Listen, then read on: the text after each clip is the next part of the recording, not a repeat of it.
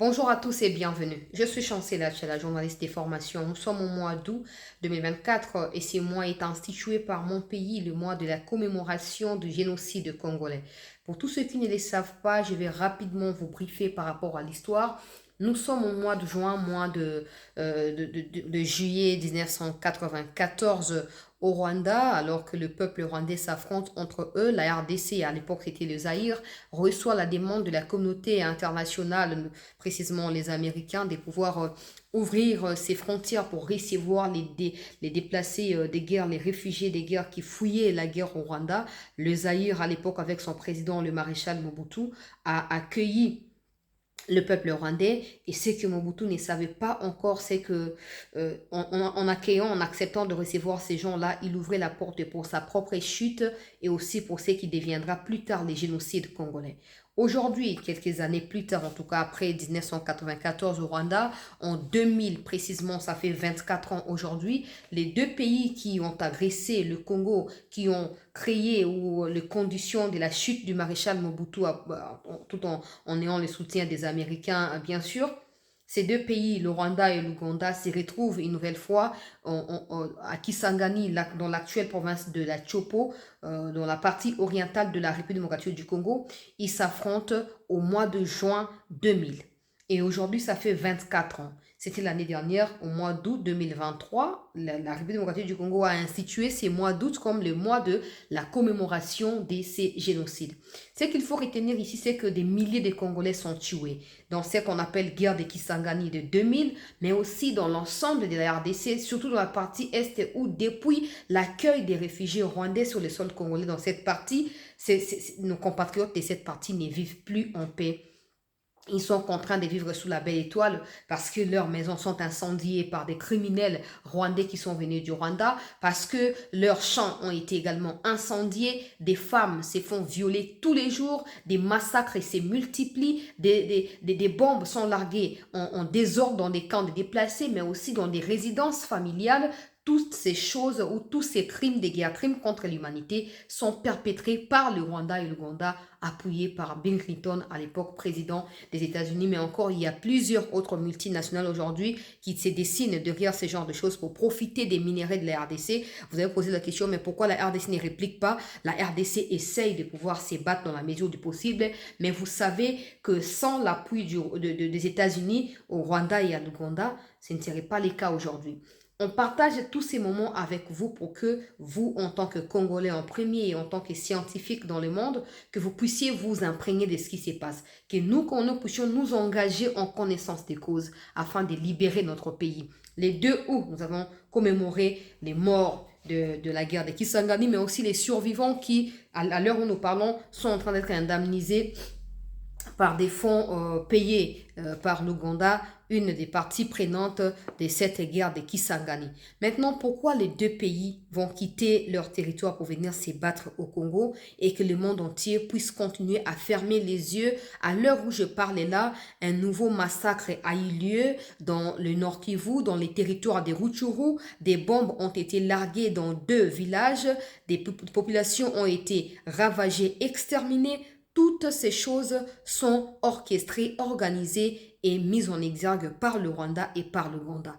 Malgré toutes les dénonciations, malgré toutes les preuves qui détiennent la RDC, mais aussi les experts de l'ONU, aucune sanction. C'est comme ça que nous partageons ces moments pour permettre à ce que chacun de nous prenne conscience que des solutions durables à nos problèmes ne viendront pas de ce que vous qualifiez des communautés internationales, que moi j'appelle communautés intercriminelles.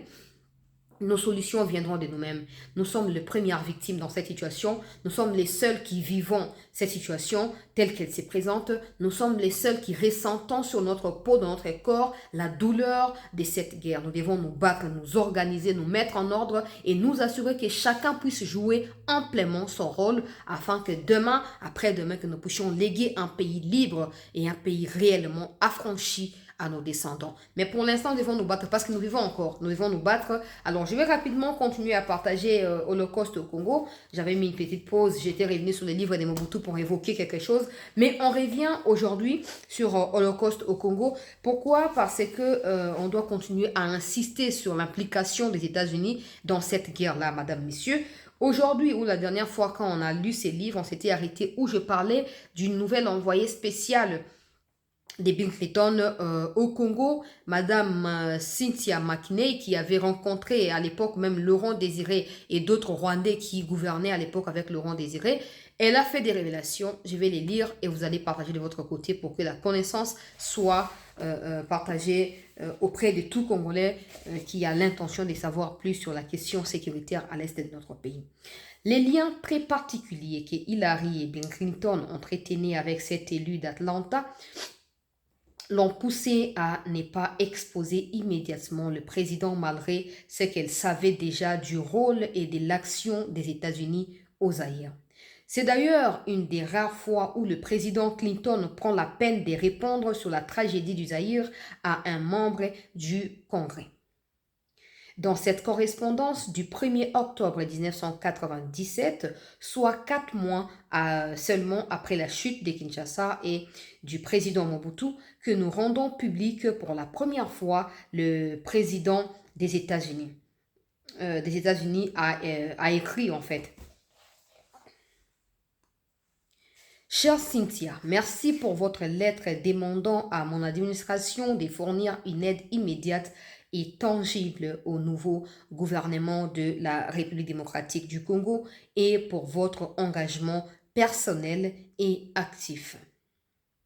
Je partage entièrement votre désir d'agir rapidement pour contribuer à assurer une transition pacifique vers un gouvernement démocratique et stable qui aura des conséquences si importantes non seulement pour les habitants de ces pays mais aussi pour la région dans son ensemble.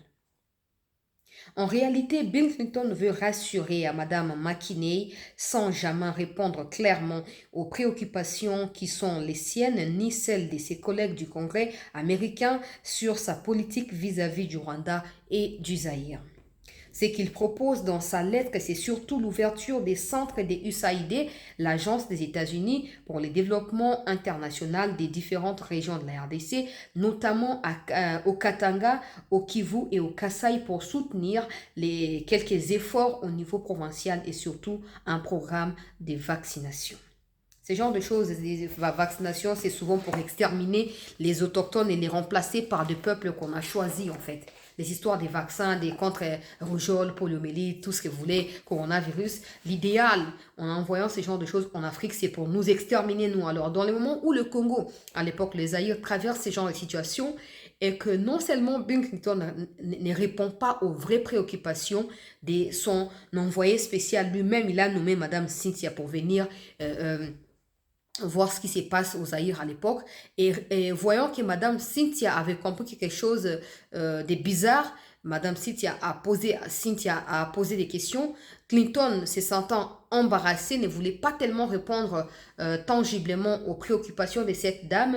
Il a essayé de pouvoir être évasif dans sa correspondance à l'égard de Madame Cynthia en annonçant l'ouverture des camps des USAID dans des coins qui normalement étaient calme et tranquille, mais en réalité c'était une façon de ramener ces Tutsis rwandais là un peu partout pour continuer à pérenniser la pensée Imatuti et ainsi déstabiliser à long terme la République démocratique du Congo dans toutes les contrées où il y avait des minéraux. Dans les Katanga il y a des minéraux, dans les Kassai il y a des minéraux, dans les Kivu il y a des minéraux. Pourquoi ils ne vont pas envoyer des gens dans les Bandundu, dans les Congo central ou dans l'Équateur? Parce que là-bas ils n'ont pas encore découvert des minéraux qui existent. Je continue avec la lecture, très chers compatriotes.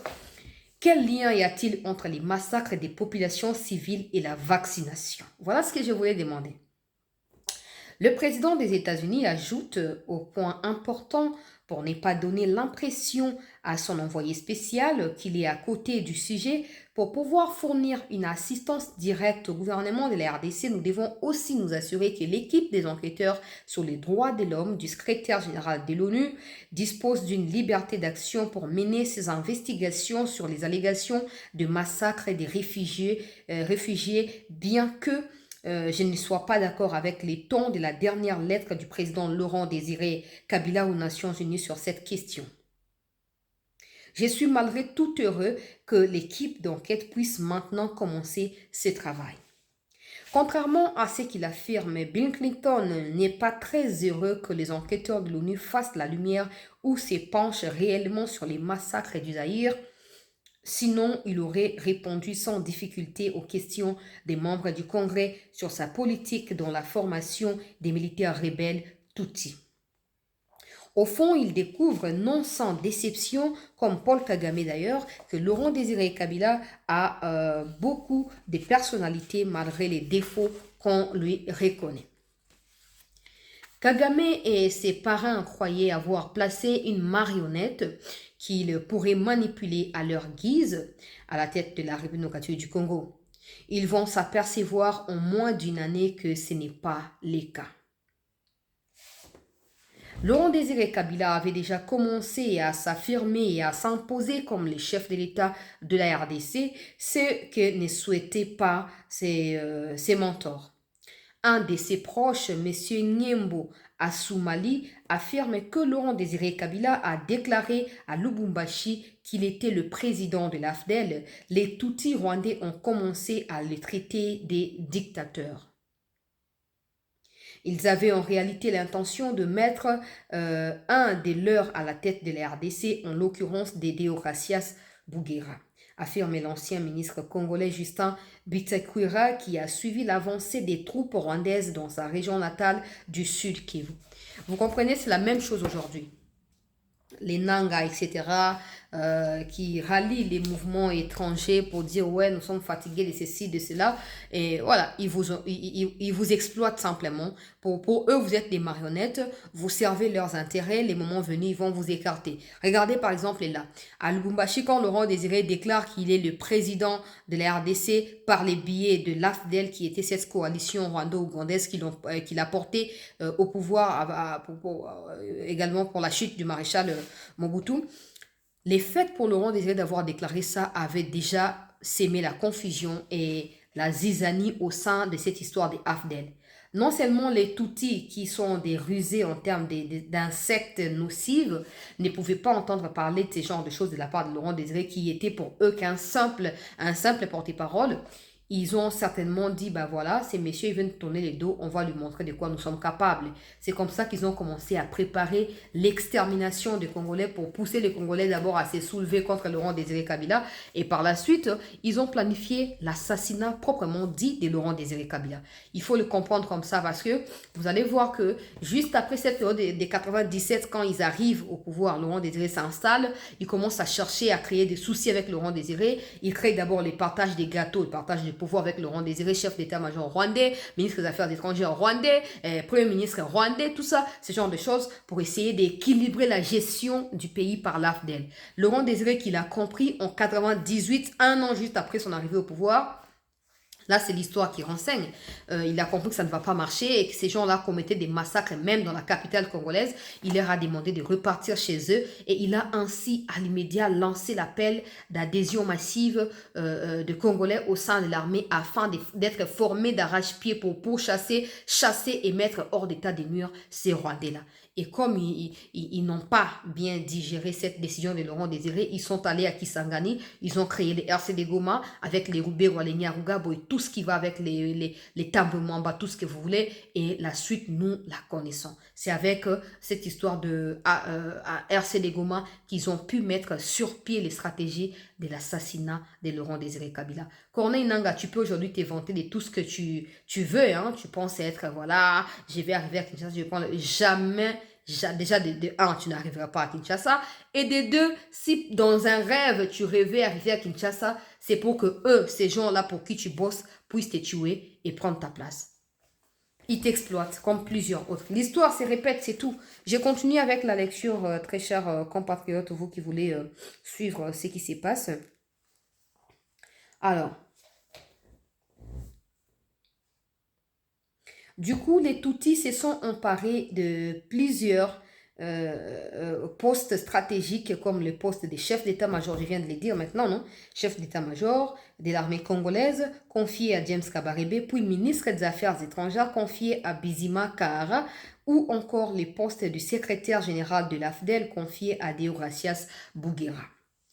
À ces moments-là, précise M. Bitakwira, aucun Congolais civil ou militaire n'osait lever les petits doigts pour s'opposer à la nomination des Tutsis rwandais à la tête de l'État congolais. C'était la soumission générale. La brutalité et la violence exercées sur les Congolais par les Tutsis rwandais en 1997 furent telles qu'ils mirent un moment à comprendre ce qui leur arrivait. L'ancien directeur des cabinets de Laurent Désiré Kabila, le mathématicien Aubert Mukendi, nous avait confié. Ces individus s'est comportés comme s'ils étaient en territoire conquis au Congo. Ils avaient l'air d'avoir quelques difficultés avec les savoir-vivre, manquant parfois l'essence de la demeure et ignorant complètement le respect de la dignité des Congolais. Je l'ai vu à de nombreuses occasions. Je l'ai aussi vécu en tant que directeur des cabinets du président. Ils n'ont pas hésité à commettre une agression physique contre moi dans mon bureau. Ces jours-là, j'ai définitivement compris qu'ils n'avaient aucun respect pour l'État congolais ni pour nos institutions. Je vais mettre la pause, on va continuer demain avec la lecture. Vous comprenez clairement à quoi ressemblent les Tutsis. Et voilà, il y a encore des gens qui vont dire, ouais, c'est la discrimination. L'hymne est répandu par les menteurs patentés. Ouais, c'est la discrimination des Tutsis. C'est la... Là, l'histoire enseigne. L'histoire enseigne.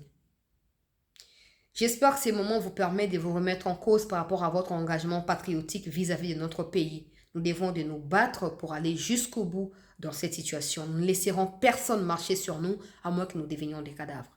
Mais pour l'instant où nous sommes encore là, nous devons nous battre. Merci d'avoir suivi cet extrait de la vidéo. J'espère qu'elle vous a poussé à une cogitation approfondie. N'hésitez pas à mettre en commentaire vos points de vue et de nous suggérer des ouvrages à partager avec ceux qui en ont besoin. Rendez-vous dans la prochaine édition. Merci à tous.